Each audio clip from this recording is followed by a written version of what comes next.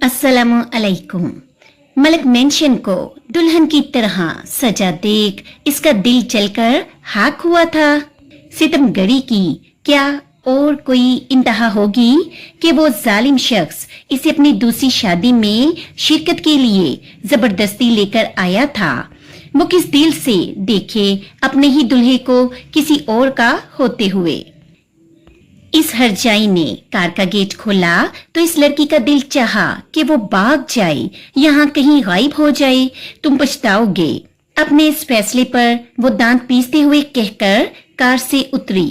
मुकाबिल बगैर चेहरे पर कोई तासुर लाए बड़ी खामोशी से अंदर की जानिब बढ़ गया। वो भी मजबूरन पीछे पीछे आई। मलक मेंशन पूरा मेहमानों से बड़ा हुआ था।